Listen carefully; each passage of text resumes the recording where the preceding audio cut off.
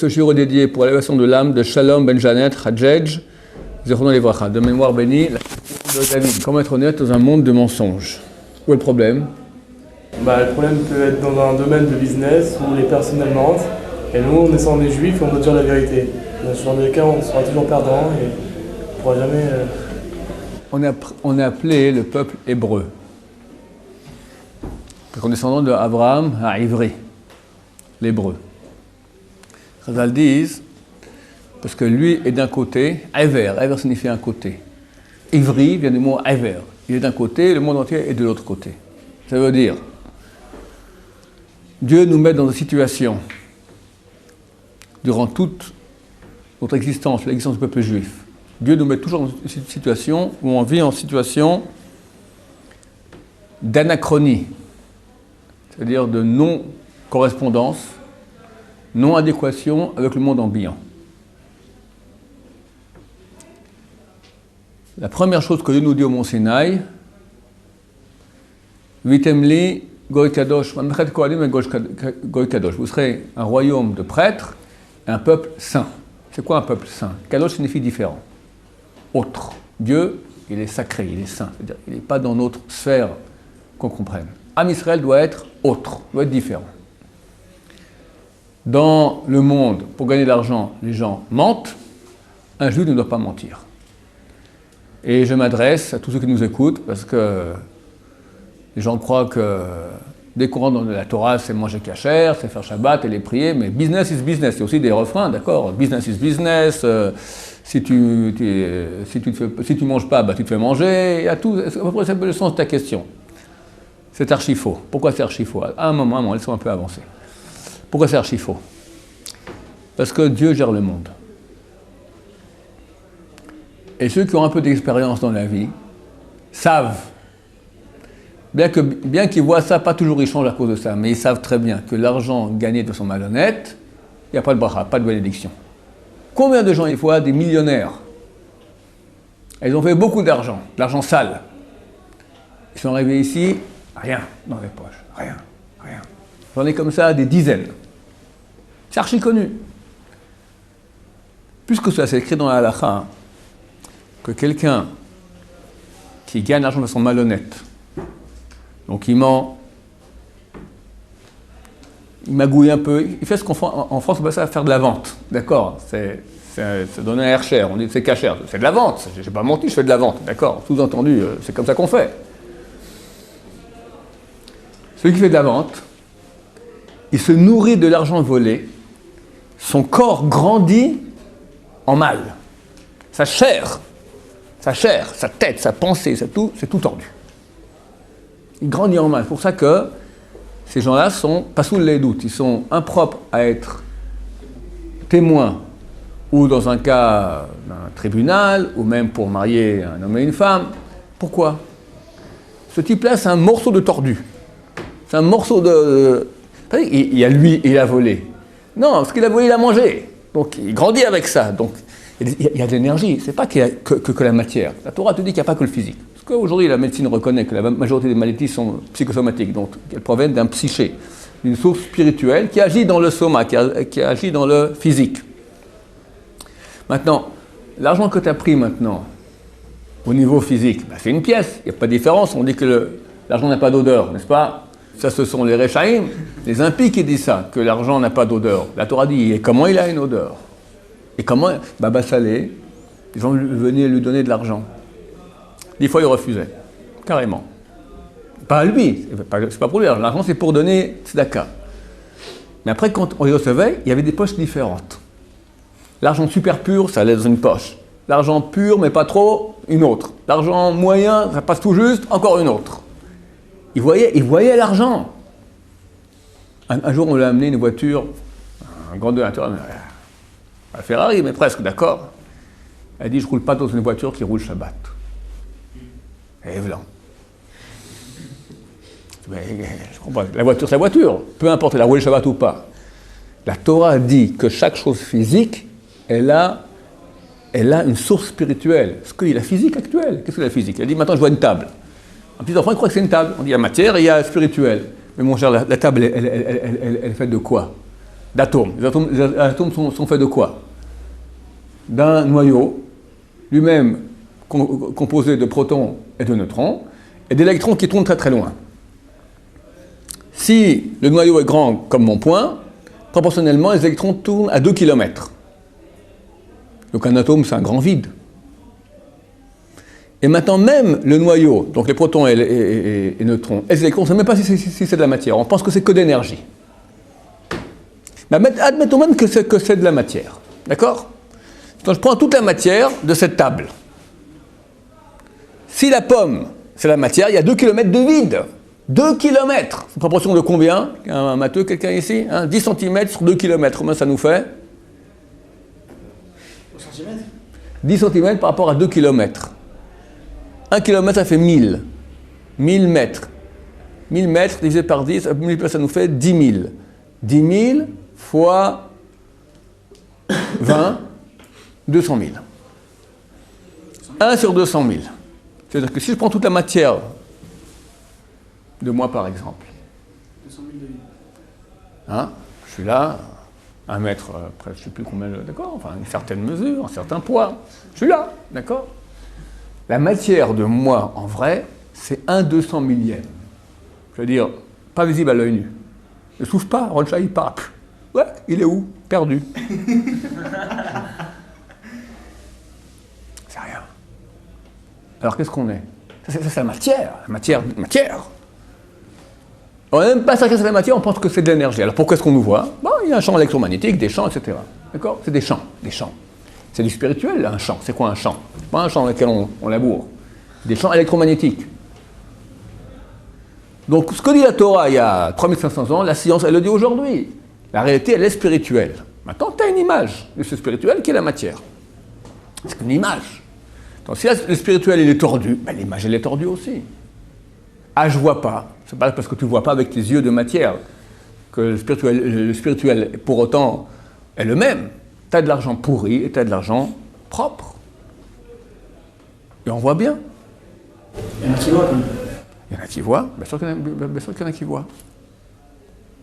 Maintenant, plus que cela, il est écrit que celui qui vole une pièce à son prochain, son âme, il lui vole. Il vole son âme. Ça veut dire quoi? On voit aussi une autre chose. Comment est-ce qu'on dit de l'argent en hébreu?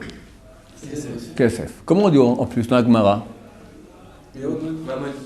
Mammon, Maot, il y a encore un mot? Damim. Damim. C'est quoi damim en hébreu? Du sang. Pourquoi tu appelles l'argent du sang? La Torah, elle dit que l'âme, elle est dans le sang. Alors pour laquelle on ne peut pas boire du sang, parce que le sang, c'est le véhicule de l'âme, la partie la plus proche de l'âme. Tu vois qu'aujourd'hui, un temps, les médecins, ils analysaient quelqu'un, ils prenaient le pouls, machin. Aujourd'hui, rien du tout. Prise de sang, on sait tout de suite ce qui se passe. Tout de suite. Le sang, c'est toi. La Torah dit ça. Le sang, c'est toi. Donc c'est spirituel. Donc quand tu prends le sang d'un animal, tu ingurgites l'âme de l'animal. C'est très très mauvais. Pourquoi est-ce qu'on appelle l'argent le sang? Parce que le sang, c'est l'âme. Donc l'argent, c'est l'âme de la personne. L'argent, c'est le sang de la personne. Ça veut dire quoi? Ça veut dire que je viens sur Terre maintenant, avec un corps, avec une âme, et j'ai un job à faire. Je dois réaliser cette âme. Je dois me réaliser.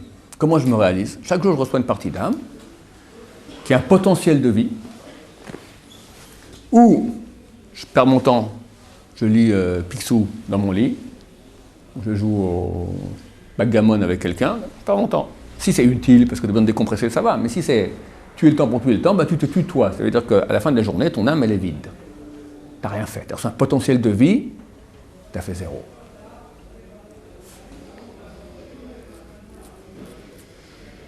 Le but de la vie, c'est d'arriver à réaliser tout, au maximum. Maintenant, il n'y a pas que mon âme qui possède donc ces étincelles de vie. Il y a aussi tous les outils dont j'ai besoin pour me réaliser. C'est quoi mes outils? Mon corps, par exemple, et mes biens. Tous mes biens que j'ai reçus, ce sont des parties de moi. Elles contiennent des étincelles de mon âme. Et grâce à elles, je peux me réaliser. Donc chaque pièce d'argent que j'ai, pourquoi Dieu me l'a envoyée? Elle contient une partie de mon âme. Et grâce à elle, maintenant, je peux me réaliser ou pas. Je peux prendre une pièce d'argent maintenant, acheter un pétard. Là, j'ai tué mon âme. J'ai pris une partie de mon âme que j'ai bêtement brûlée. Je peux maintenant donner ça à un pauvre. Payer une yeshiva pour qu'il y ait de la Torah avec. Me nourrir, d'accord, faire des choses qui sont intelligentes, constructives. C'est des parties de moi. Si je vends maintenant une pièce, j'achète maintenant un livre, je donne une pièce. Alors, c'est pas que j'ai pris maintenant dans le livre l'âme du vendeur, et lui, il a pris maintenant une partie de mon âme. Quand on fait une vente, alors la partie spirituelle, tac, elle saute de la pièce sur le livre. Le livre devient ma propriété. Donc maintenant, c'est une partie de mon âme aussi. Tout ce que j'ai comme bien aussi, c'est des parties de moi. Si maintenant, j'ai pris de l'argent de façon non honnête, ou spirituelle, la partie de l'âme de la personne n'est pas passée. On va dire, je lui ai vendu maintenant, un panneau solaire. D'accord? Si c'est des goyim, Aucune différence. prends l'âme du goyim aussi. Plus grave. Plus grave. Plus grave de voler un non-juif que de voler un juif. Dans Shulchan Aruch, Rosh Mishpat, chapitre 348, c'est marqué que c'est un lave de Horaïta. Et en bas, il y a le Biur Agrat, tout ça, c'est plus grave de voler un goy que de voler un juif. Plus grave. C'est pas comme les juifs. Par Chilou Hashem, sans Chilou Hashem, sans Chilou Hashem. La nuit, tu rentres, personne ne sait ce que c'est, d'accord? Plus grave. T'entends bien? Avec-moi, s'il te plaît. Prochain Mishpat. Kolagonev, tout celui qui vole. Donc, juge Shulchan Aruch maintenant, Prochain Mishpat, chapitre 348, à apprendre par cœur, messieurs et messieurs dames les internautes.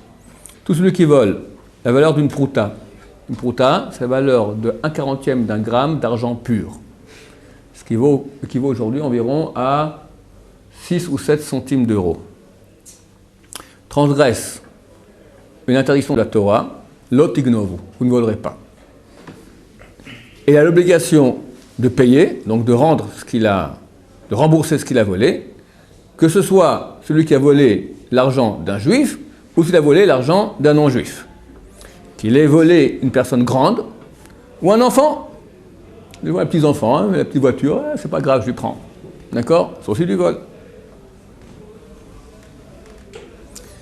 Le gras,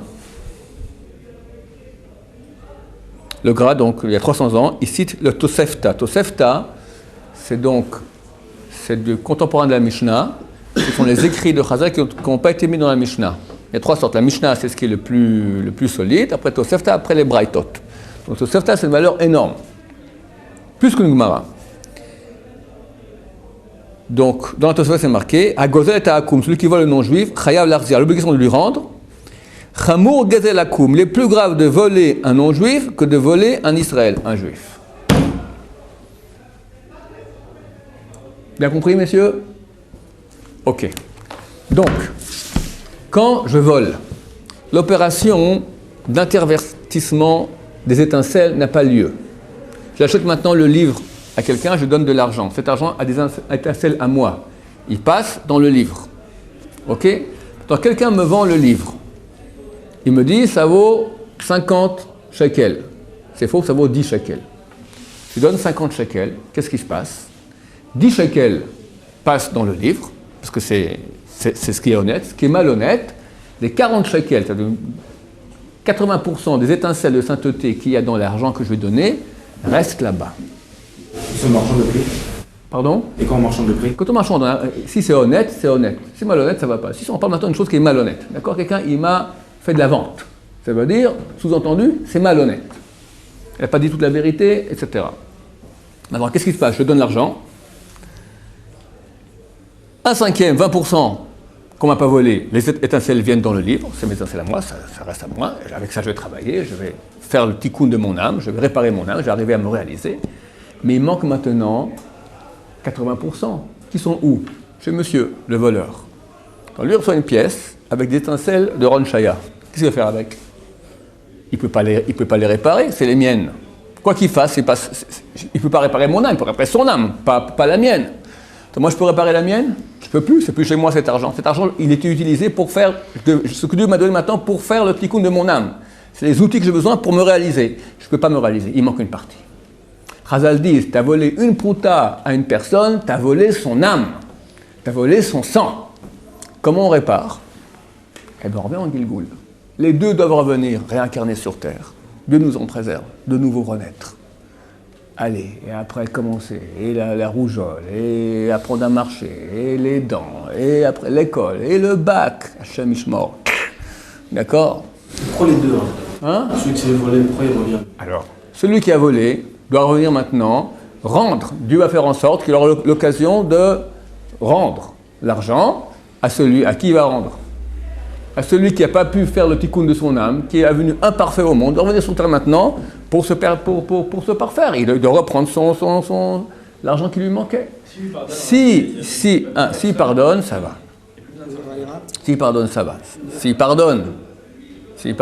Et le type qui a volé, bien qu'on l'a pardonné, il n'a pas fait la mitzvah de la Torah de rendre. La mitzvah de rendre. La mitzvah de rendre, cette mitzvah, il n'a pas faite. Mais au moins, donc lui, il a un problème. Mais au moins, son problème du voleur est moins grave parce que le volé a pardonné et le volé n'est pas obligé de revenir sur terre pour cela. Des fois, quand Dieu a une grande pitié de la personne qui était volée, il fera en sorte que le voleur, revenu en Gilgoul, en réincarnation, remboursera la descendance du volé. Voilà à quel point c'est grave. Quelqu'un qui a volé, il ne sait pas qui il a volé. Qu'est-ce qu'il fait avec? Il a l'argent. Il a volé, il sait qu'il a volé, qu'est-ce qu'il doit faire? Et Chazal dit, tu dois rendre, mais je ne peux pas rendre. Alors tu vas maintenant, avec cet argent-là, volé, tu vas faire un bien public. Tu offres des soudourim à la synagogue. Tu offres, je ne sais pas moi, un banc public. D'accord? Tu fais une chose, un bien public, on espère comme ça que la personne volée ou sa descendance viendra et profitera de cette chose-là, et comme ça, toi, en quelque sorte, tu as remboursé. Alors ta question, David. Ok, moi je veux bien être honnête, mais autour de moi, ça ne va pas. Alors je vais t'expliquer une chose. C'est Dieu qui gère le monde. Quand quelqu'un va droit, au début c'est dur. C'est dur parce qu'on est c'est comme ça, il faut comprendre. Le mensonge, le vol, tout ce qui est mal, paye tout de suite. Il y a un principe qu'il faut comprendre. Le Yetzer Hara parle le langage immédiat. Le Yetzer Hara, tout ce qu'il me dit, si tu regardes maintenant le futur de ce qu'il te propose, c'est mauvais. Chaque proposition du Yetzer Hara du mal, si tu regardes dans le futur, ça ne mène rien de bon. Le problème est que lui te dit, écoute, regarde ce que je te propose maintenant. Le Yetzer Hara, il paye cash.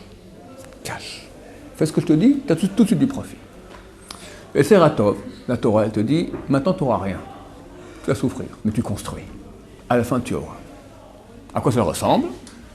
Quelqu'un qui fait des vacances, comme disait La Fontaine, d'accord? La cigale en chantait tout l'été, fut bien fort dépourvu quand l'hiver fut venu, l'automne fut venu, d'accord? Je me souviens bien, après 50 ans d'oubli. Quelqu'un va maintenant, on est en plein été, va au bord de la mer.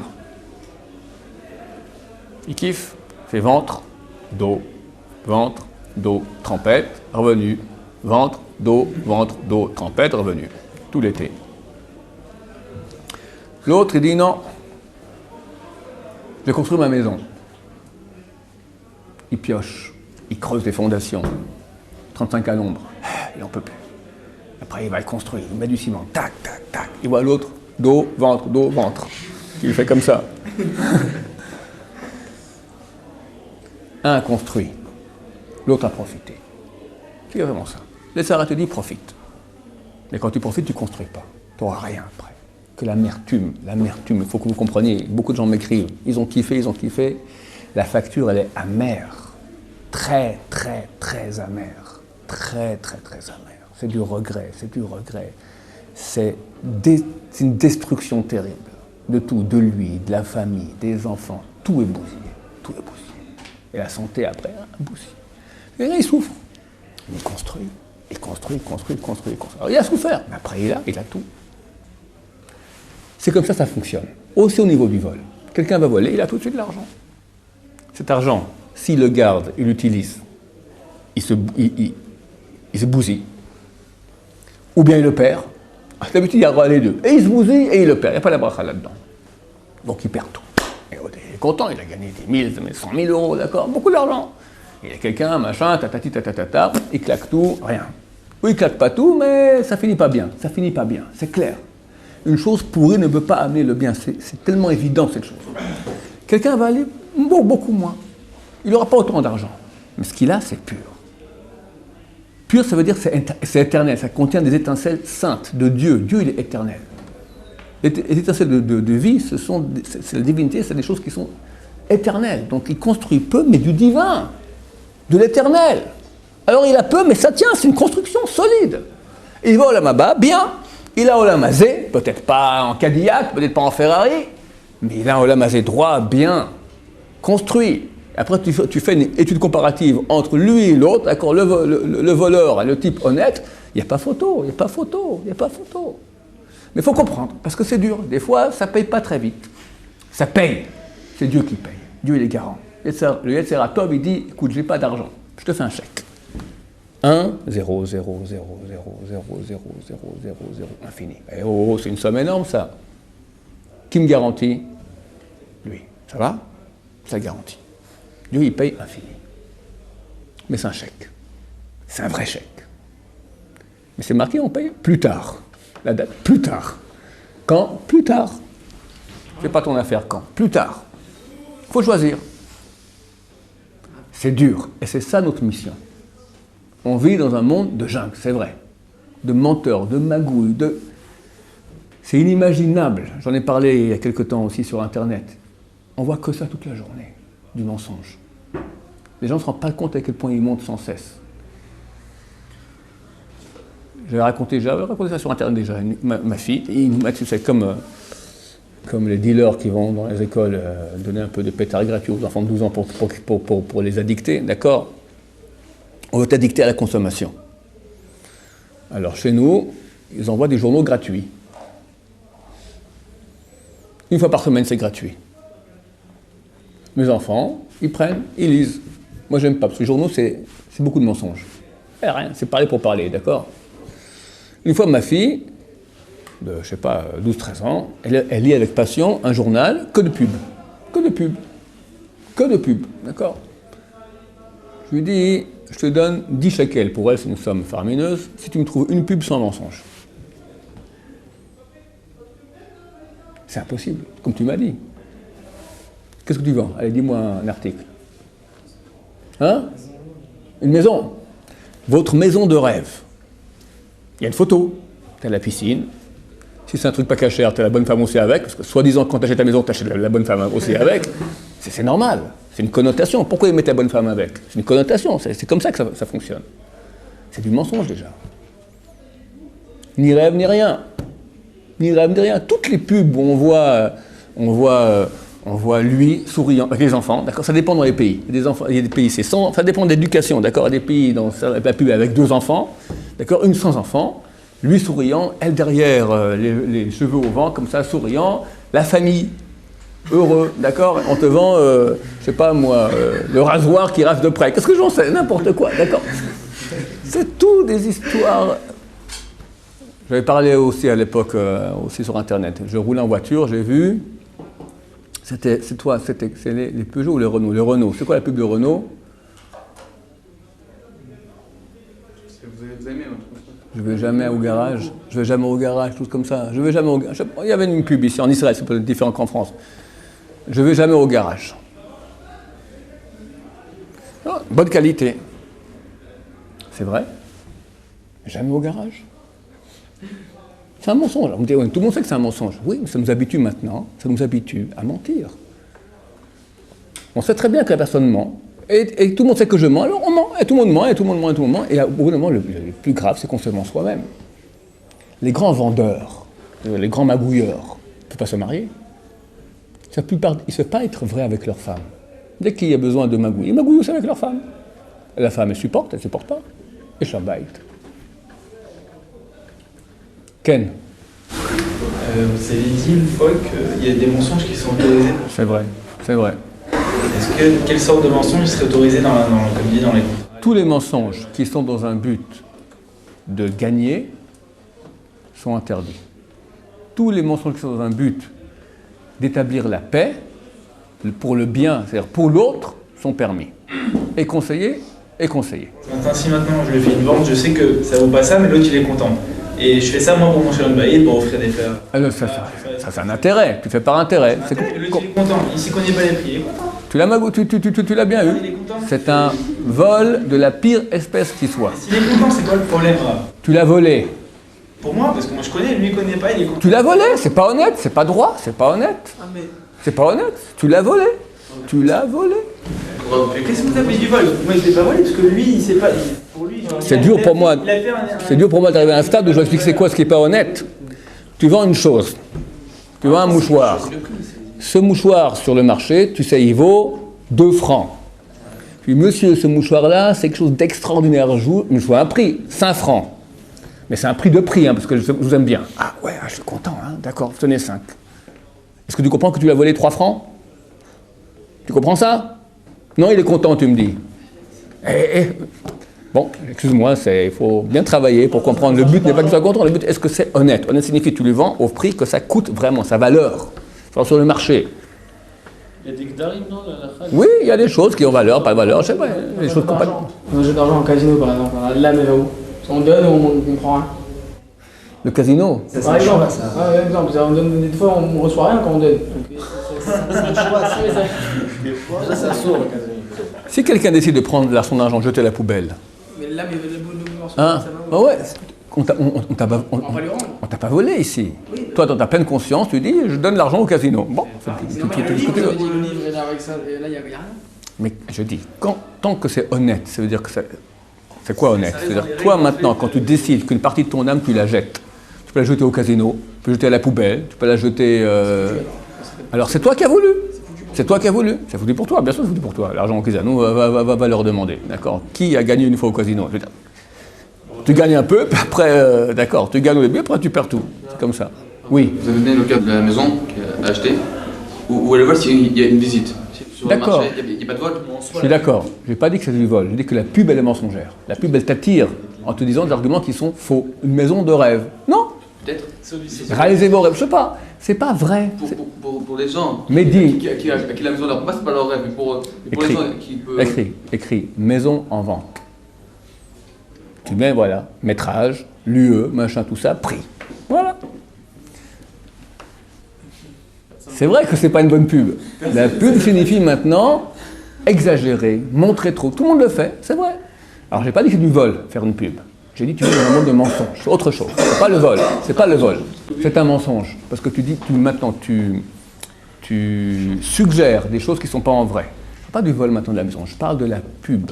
La pub, elle n'est pas vraie. Il ne faut pas croire. Et j'ai donné ça comme exemple, qu'on est entouré de pubs. Ça veut dire qu'on vit dans un monde où on raconte des mensonges toute la journée. On est habitué. Et à cause de ça, on croit que c'est pas si grave. Oui. Attends, on était avant. Dan David, oui. C'est-à-dire que le vol, si on veut faire tchouva sur le vol, c'est quand en allant vers la personne et lui rembourser, ou bien on peut se dire... La tchouva du vol. Plus de vol La tchouva, il y a plusieurs choses. Quand on fait du vol, il faut faire trois choses.